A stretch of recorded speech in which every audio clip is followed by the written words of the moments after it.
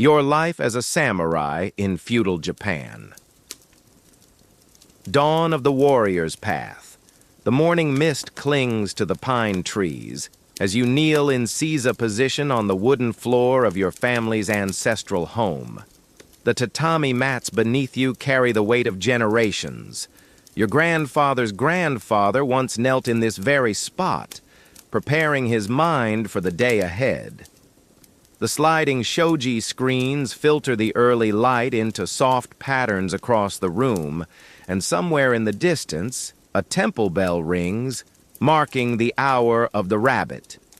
You are Takeshi Yamamoto, born into the samurai, class during the height of the Kamakura period, when the way of the warrior has become the backbone of Japanese society. Your life began not with your first breath, but with the moment your father placed a tiny wooden sword in your infant hands, whispering prayers to your ancestors that you would grow to embody the virtues of Bushido, the way of the warrior. At 15 years old, you have already spent a decade preparing for this moment. Today marks your Genpuku ceremony, your coming of age as a samurai. The boy you were yesterday will die symbolically, and the warrior you are destined to become will take his first true breath. The foundation of honor. Your earliest memories are not of play, but of discipline. While other children of lower classes might spend their days chasing butterflies or playing with simple toys, your childhood was structured around the fundamental pillars of samurai education: Biu, martial arts; Bun, literature and learning; and Rei, proper etiquette and ritual. Your father, Yamamoto Nobunaga, served as Hatamoto, a direct retainer to the shogun himself. His weathered hands, scarred from countless battles and training sessions, were gentle when they guided your small fingers around the grip of your first wooden sword. A samurai's soul, he would say, his voice carrying the weight of absolute conviction, resides in his blade, but his honor resides in his heart. Guard both with your life. The dojo behind your family compound became your second home. Its wooden floors, polished smooth by generations of bare feet, echoed with the sharp crack of bamboo swords meeting in practice combat. Your sensei, Master Watanabe, was a mountain of a man whose presence could silence a room with a single glance. He had served 3 different lords in his lifetime, surviving battles that claimed lesser men, and his teaching methods reflected the harsh realities of a warrior's existence. Pain is temporary, he would growl as you struggled through another grueling training session, sweat stinging your eyes and muscles screaming in protest. But honor is eternal. Which will you choose to embrace? The training began before dawn and continued well past sunset. Your body learned to move with the fluid precision of water, yet strike with the devastating force of thunder. The katana became an extension of your arm, its weight and balance as familiar as your own heartbeat. You practiced the fundamental cuts, men, kote, do, tsuki, thousands of times until they flowed from your muscle memory without conscious thought. But physical prowess was only one aspect of your education. In the afternoons, when your body needed rest from the intensity of sword work, your mind was sharpened through the study of classical Chinese texts, poetry composition, and calligraphy. The same hands that wielded deadly steel learned to create beauty with brush and ink. The art of war and beauty mother, Lady Yamamoto Sachiko, daughter of a respected court noble, ensured that your warrior's education was balanced with cultural refinement. A samurai who knows only violence she would say while guiding your brush through the elegant strokes of kanji characters, is no better than a common brigand. True strength comes from the harmony of martial prowess and spiritual cultivation. Under her tutelage, you learned the intricate art of tea ceremony, where every movement carried symbolic meaning and every gesture reflected your inner state of mind. The way you folded the silk fukusa cloth, the angle at which you held the bamboo chase and whisk, the rhythm of your breathing as you prepared the matcha, all of these seemingly simple actions were, in reality, expressions of the same discipline and mindfulness that governed your sword work. Poetry became another weapon in your arsenal, though one that cut through ignorance rather than flesh.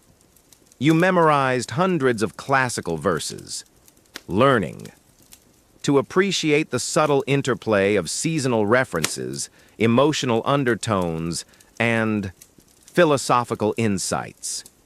The ability to compose an appropriate poem at a moment's notice was considered essential for any samurai of breeding, whether to commemorate a victory, mourn a fallen comrade, or express the ephemeral beauty of cherry blossoms in spring.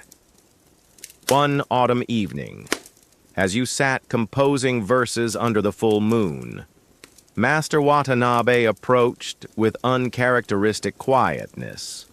His usual stern demeanor had softened slightly, and you noticed him glancing at the poem you were crafting about the falling maple leaves. "Read it aloud," he commanded, settling onto the veranda beside you. You cleared your throat and recited, "Crimson leaves descend, each one a warrior's prayer, falling with honor." The old master nodded slowly, his eyes reflecting the moonlight. "Good. You understand that death and beauty are not enemies, but companions. This wisdom will serve you well when you face your first real battle." The code that binds. As you matured, the principles of Bushido became more than abstract concepts. They transformed into the very foundation of your identity.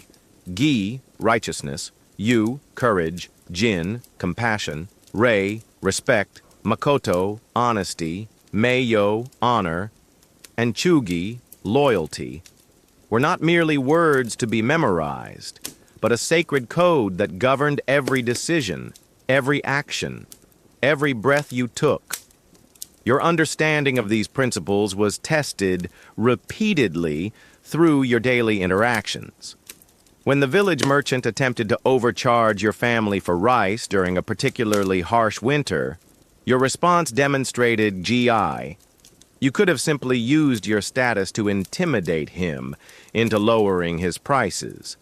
But instead, you negotiated fairly while ensuring he understood that exploiting others' desperation was beneath the dignity of any honorable person. When a group of ashigaru, lower-class foot soldiers, mocked an elderly pilgrim passing through your domain, your embodiment of Jin compelled you to intervene. Despite the fact that these men were technically under your family's protection, you could not stand by while they showed such cruelty to someone defenseless. Your intervention was swift and decisive, but measured. You demonstrated your superiority without unnecessary humiliation, teaching them through example rather than brutality. The concept of meiyo, honor, permeated every aspect of your existence. Your reputation was not just your own, but carried the weight of your family's name, your lord's trust, and your ancestors' legacy. Every choice you made rippled outward, affecting not just your own standing, but the honor of all those connected to you. This interconnected web of responsibility became clear during your first formal presentation at court. Dressed in your finest kamishimo, the traditional jacket and hakama that marked your samurai status, you accompanied your father to pay respects to your daimyo, Lord Ashikaga Yoshimune.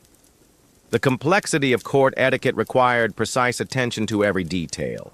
The depth of your bow, the timing of your movements, the formality of your speech patterns, even the way you arranged your swords when kneeling. Service and sacrifice.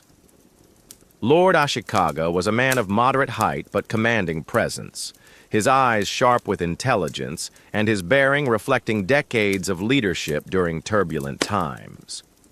When he spoke, even the most senior retainers listened with complete attention. During your formal introduction, he studied you with the intensity of a master swordsman evaluating an opponent's stance.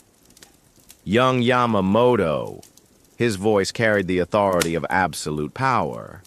Yet, there was warmth beneath the formal tone. Your father speaks highly of your progress in both martial and cultural arts. Tell me, what do you believe is the greatest virtue a samurai can possess? The question hung in the air like incense smoke, heavy with significance. You knew that your answer would not only reflect your own understanding, but would influence how your lord perceived your potential value as a retainer.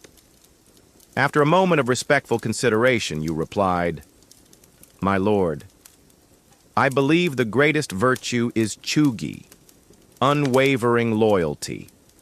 All other virtues flow from this source.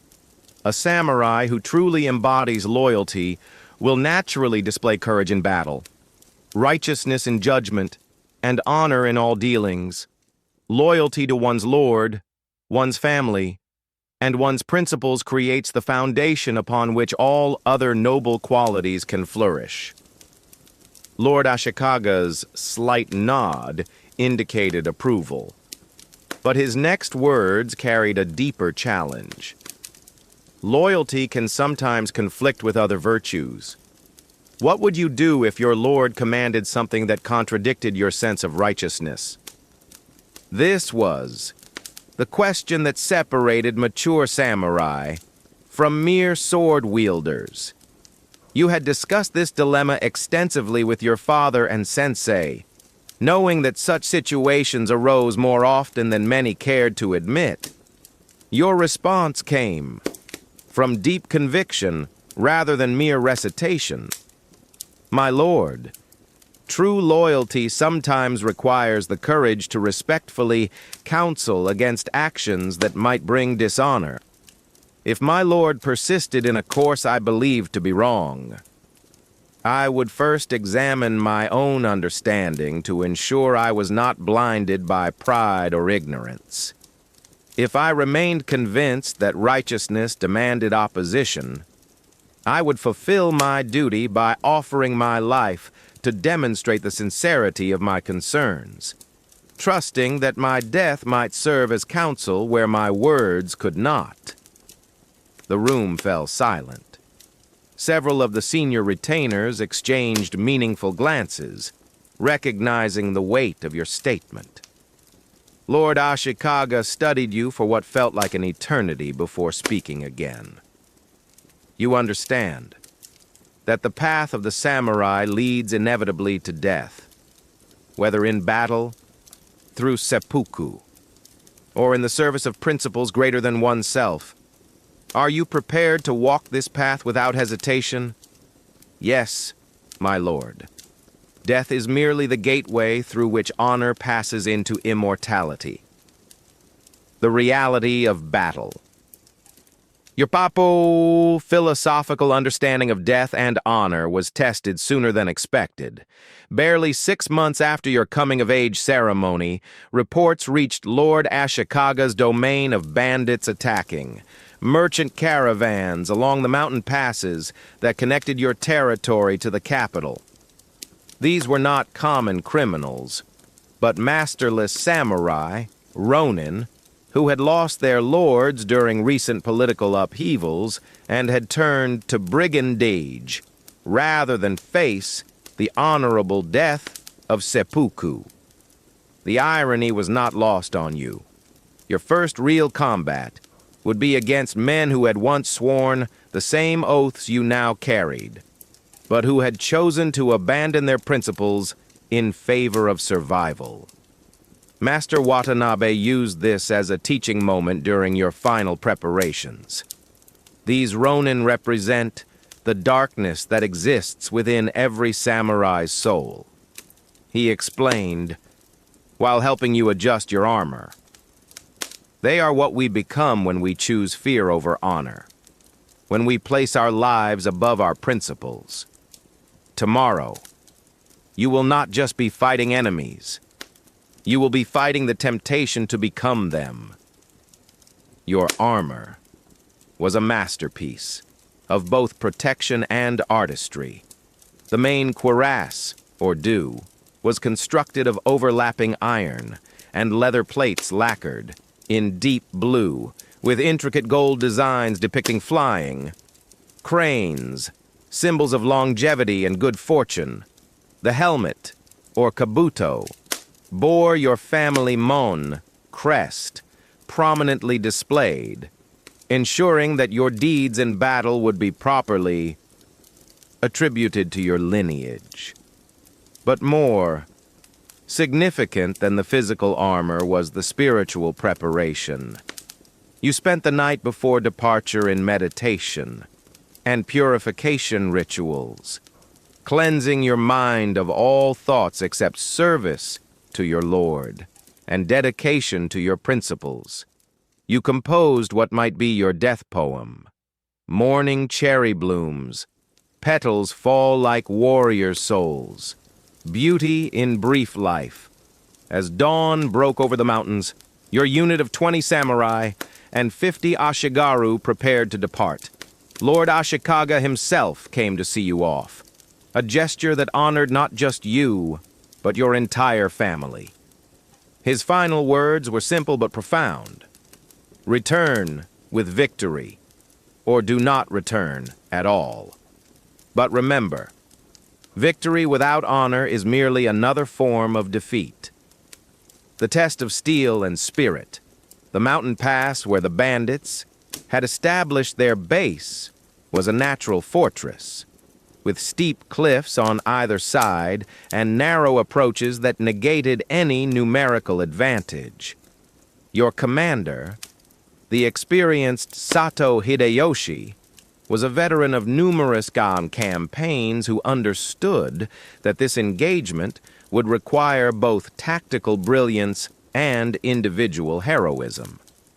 The Ronin have chosen this position well, he explained during the pre-battle briefing. We cannot simply overwhelm them with numbers.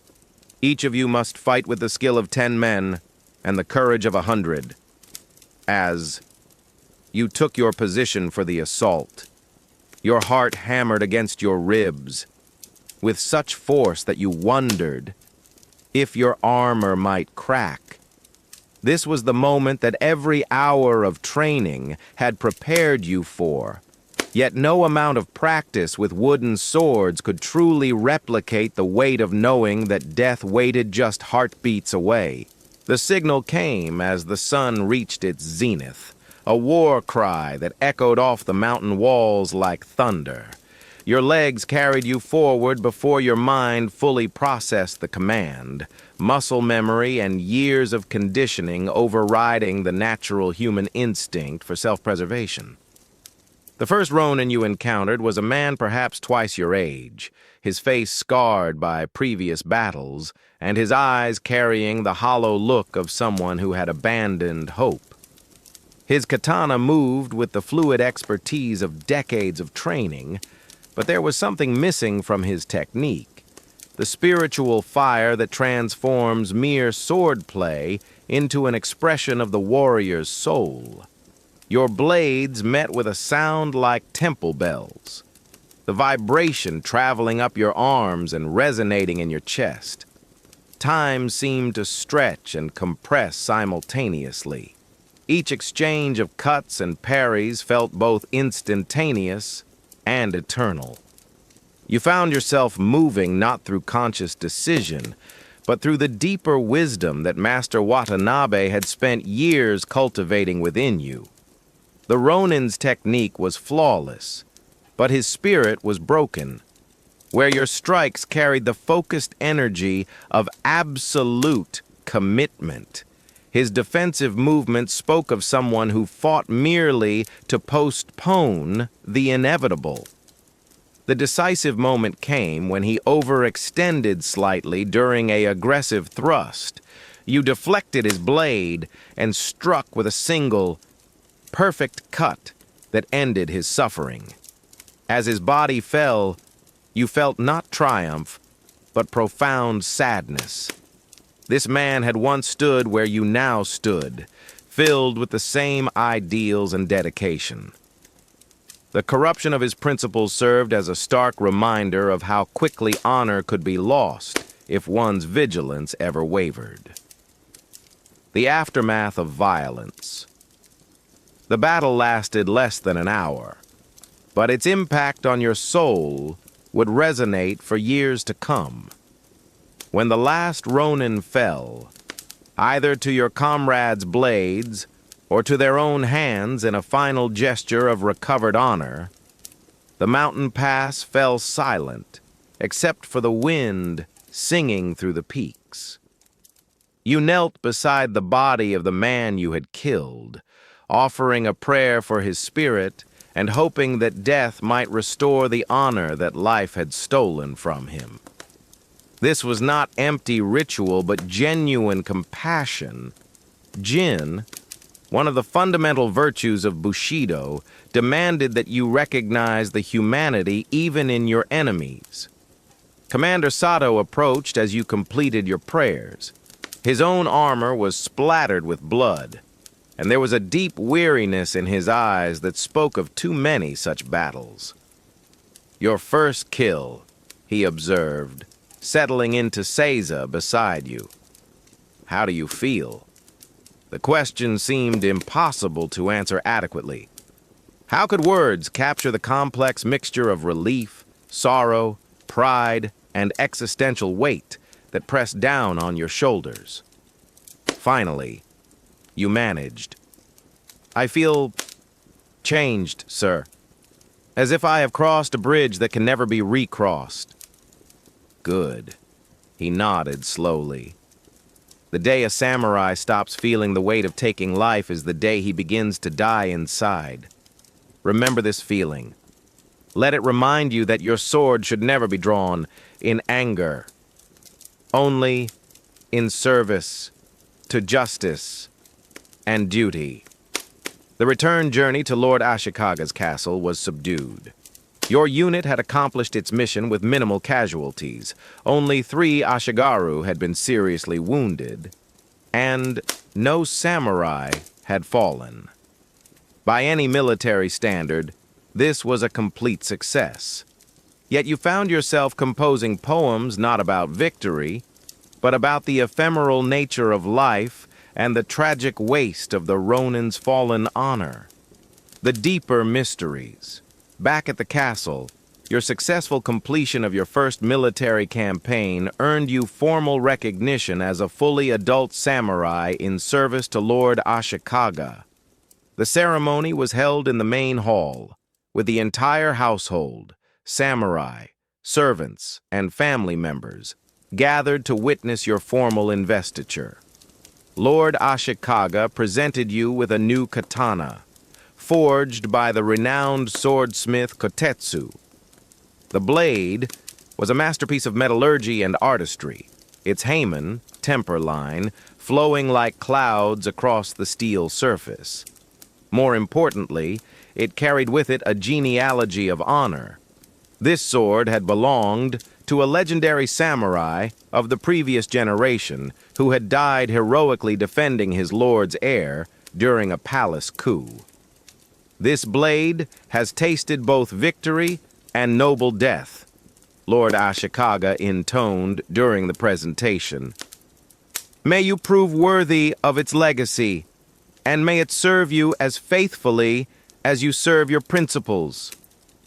With formal recognition came new responsibilities. You were assigned to the castle guard rotation, standing watch during the vulnerable hours when shadows might conceal assassins or spies. More significantly, You became eligible for marriage negotiations, an aspect of samurai life that was as strategically important as any military campaign.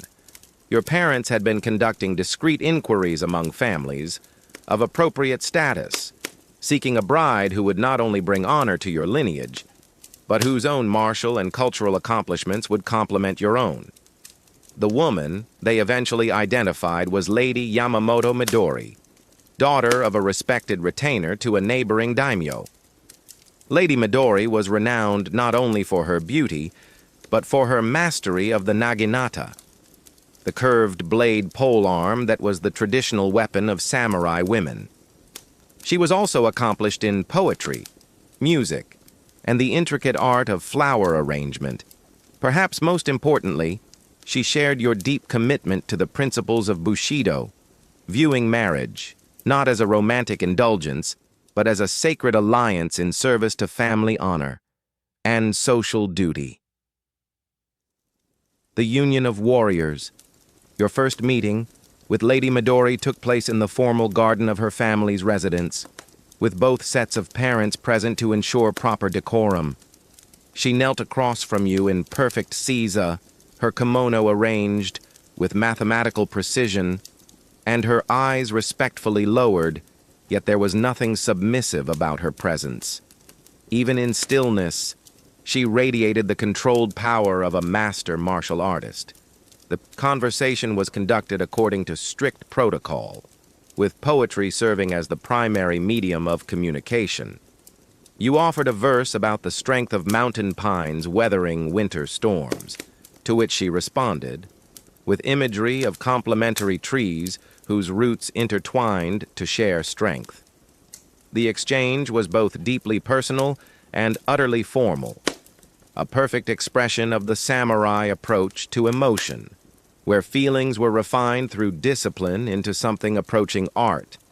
When the marriage arrangement was finalized several weeks later, you felt not the passion celebrated in common love songs, but something deeper and more durable, the satisfaction of knowing that your life partner shared your most fundamental values and would stand beside you in facing whatever challenges lay ahead. The wedding ceremony itself was an elaborate affair that served multiple purposes beyond the simple union of two individuals. It was a public declaration of the alliance between your families. A demonstration of your lord's favor, he provided an exceptionally generous gift of gold and rice, and a ritual affirmation of the continuity of samurai traditions. Lady Midori moved into your family compound, where she quickly established herself not as a decoration, but as an active participant in the household's martial culture. She trained regularly with her naginata in the same dojo where you practiced your sword work, and her presence actually improved your own technique. The different rhythms and distances of naginata combat forced you to adapt your sword work in ways that made you more versatile. The seasons of service. Your life settled into the rhythms that defined samurai, existence during peaceful times. Spring brought the renewal of oaths of loyalty to Lord Ashikaga, ceremonies where the entire retainer band reaffirmed their commitment to serve faithfully. Summer meant intensive military training, long campaigns in the mountains to maintain physical conditioning and tactical awareness. Autumn was the season of culture, poetry competitions, tea ceremonies, and the appreciation of the brief, intense beauty of changing leaves. Winter provided time for contemplation, study of classical texts, and the deepening of spiritual practice. This cyclical pattern was interrupted periodically by events that tested your growth as both warrior and human being. A peasant uprising in a neighboring province required your lord to send military assistance, giving you experience in the complex moral terrain of conflicts where the enemy was not foreign invaders or dishonorable bandits, but fellow subjects driven to desperation by poor harvests and excessive taxation. The campaign taught you that righteousness was often more complicated than the clear-cut scenarios presented in training. The peasants were not inherently evil, yet their rebellion threatened the social order that made civilized life possible. Your duty as a samurai required you to suppress the uprising, but your compassion as a human being demanded that you seek solutions that addressed the underlying causes of their desperation. You found yourself advocating for clemency toward captured rebels, arguing that harsh punishment would only breed future resentment, while merciful treatment might win genuine loyalty. This position was not universally popular among your fellow samurai, some of whom viewed any sympathy for rebels as weakness or even disloyalty. The debate came to a head during a war council where Lord Ashikaga was deciding the fate of several hundred prisoners.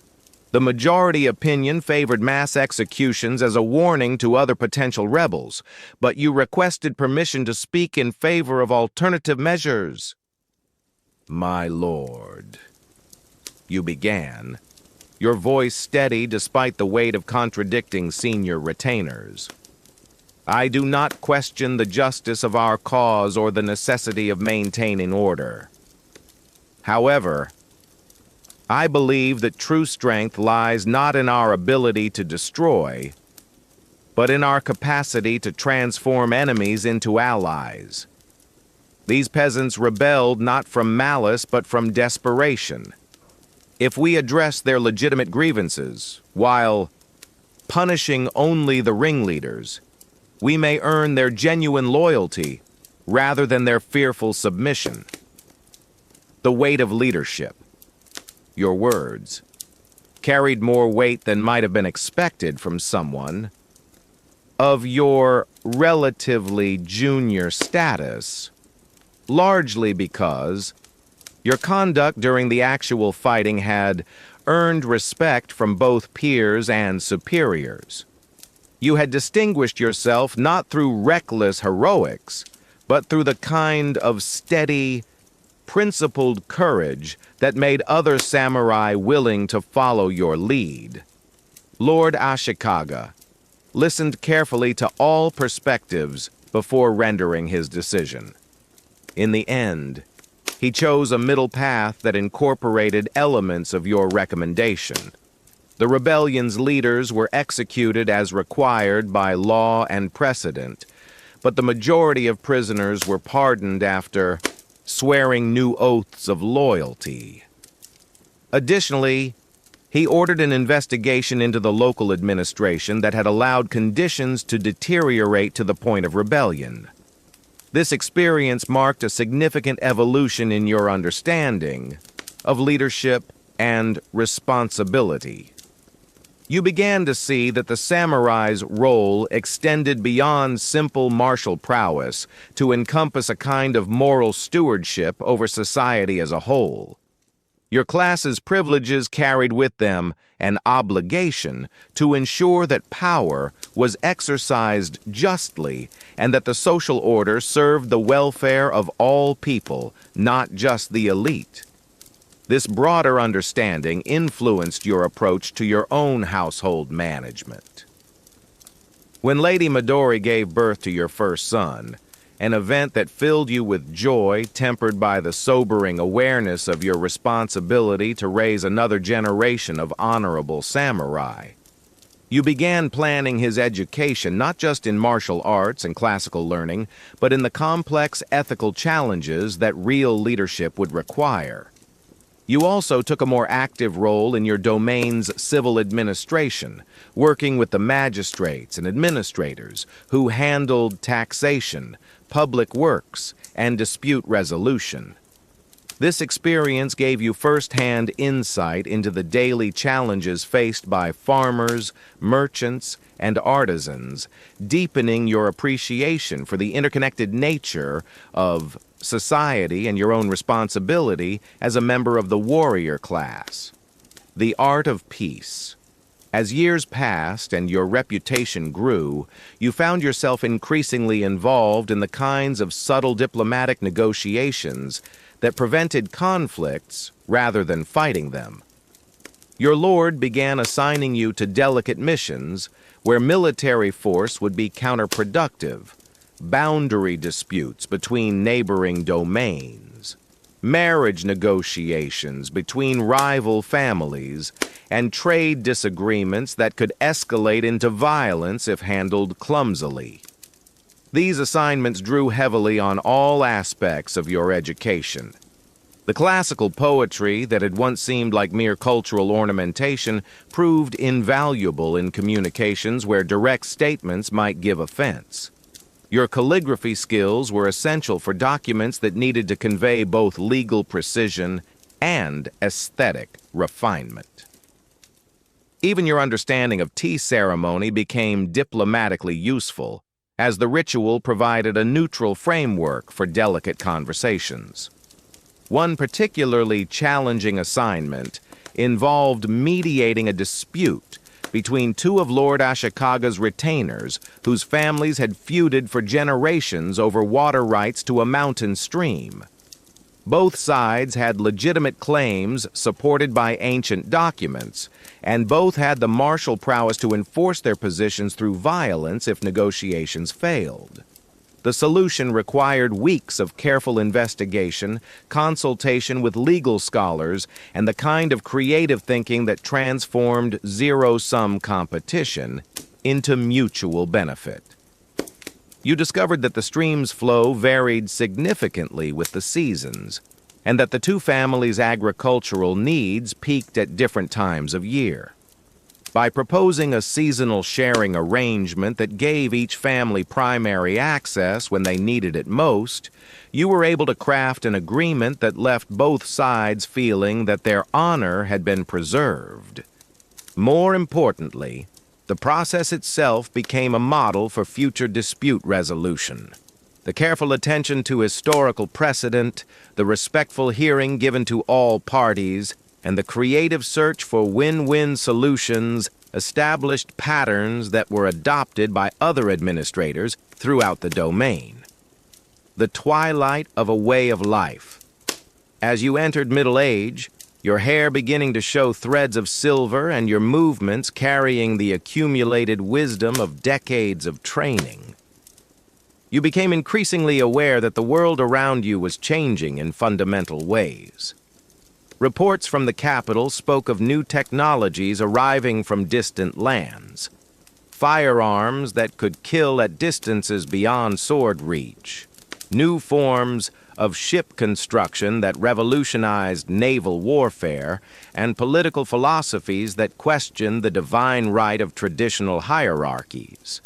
These changes posed profound challenges to the samurai way of life.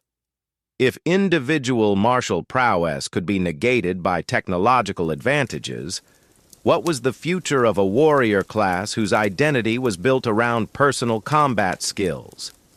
If social mobility became more fluid, what would happen to the rigid status distinctions that had organized Japanese society for centuries?